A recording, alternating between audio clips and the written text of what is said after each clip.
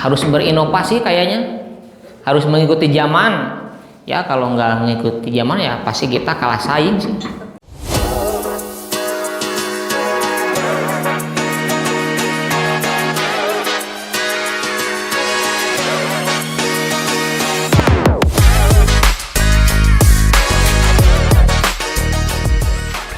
Balik lagi di Tur Konveksi Selindo Putra kali ini Sobat Selin.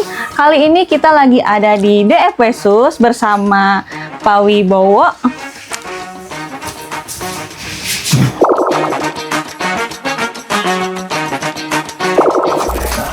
Yuk kita langsung lihat konveksinya. Di DF Versus kali ini kita akan breakdown proses produksi sepatu yang mulai dibangun dari nol. Untuk kalian yang ingin mulai usaha dari nol, gak usah ragu buat mulai dan simak gimana Pak Wibowo buat nyampein usaha ini. Kerja dulu tahun 2012 sampai 2017 saya kerja di pabrik coklat yang ada di Kabupaten Bandung. Kalau trigger sih mungkin nggak ada ya. Awalnya coba-coba. Pertama itu coba-coba ikut kakak. Tapi sambil kerja juga sih. Ya mungkin lambat laun. Semakin lama ya, alhamdulillah bisa seperti ini.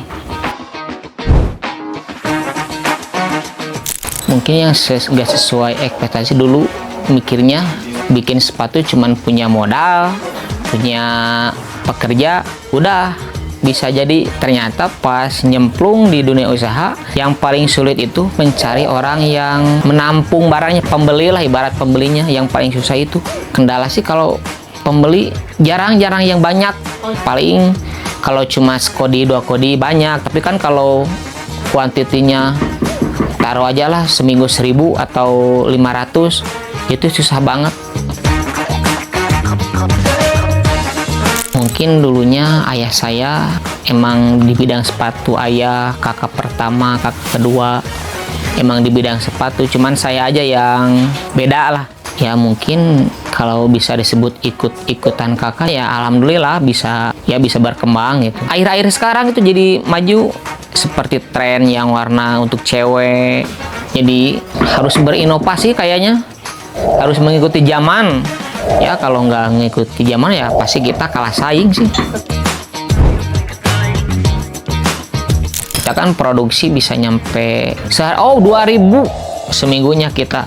Seminggu 2000. 2000, soalnya kan kita sehari 300 lebih, kadang 400. Ya kalau di rata-ratain 2000 berarti kita seminggunya. Berarti per bulan itu kita bisa produksi kurang lebih 7.000 sampai 8.000 piece. Satu roll itu bisalah buat 500 pasang nyampe ya. Soalnya kan ini banyak. Ini tuh full busa. Oh sama. Oh itunya juga. Iya, ini busa, ininya busa. Jadi ini bikin full, makanya kita bisa lumayan banyak pakainya. Ini kan dari sini full, dari sini ke sini busa. Langsung depan ininya busa. Jadi itu yang full, ini full busa, jadi empuk. Mungkin kalau awalnya ada proses pengguratannya, kalau di dalam sepatu proses pengguratan seperti ini. Contohnya pengguratan dulu kita bikin ini,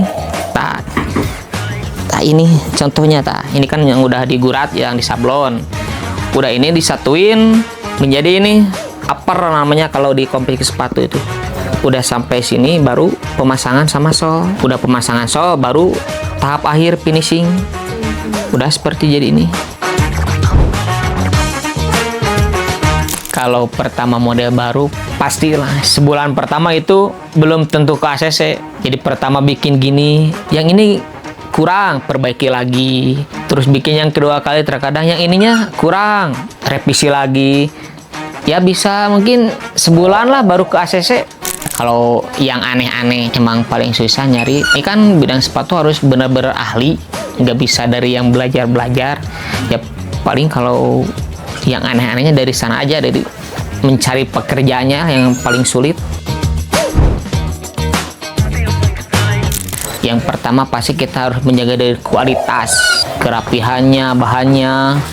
pengerjaannya itu harus berdijaga kualitas itu. Yang kedua, harus bisa berinovasi, jangan monoton. Kita harus mengikuti zaman. Ketika zaman sekarang kan banyak yang suka muncak, kita harus bikin sepatu buat muncak. Zamannya banyak yang pekerja proyek, kita juga harus bikin.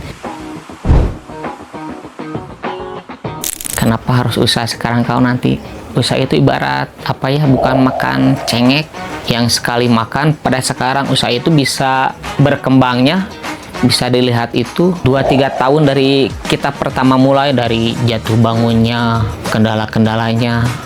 Pokoknya kalau nanya kenapa harus usaha dari sekarang, karena kan usaha itu tidak instan, banyak kendala-kendalanya yang harus dijalani. Kalau enggak dari sekarang ya kapan lagi.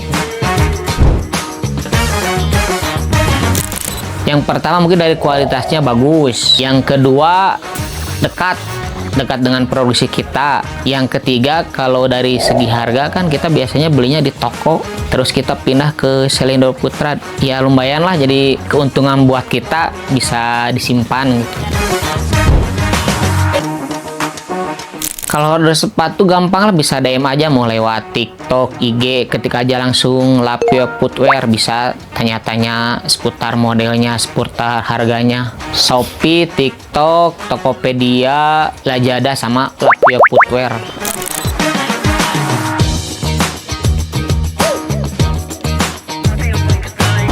Itu dia guys keseruan tur konveksi di DF Pesus. Sebelumnya makasih banyak ke Pak Wibowo udah kasih kita kesempatan buat lihat proses produksi sepatu.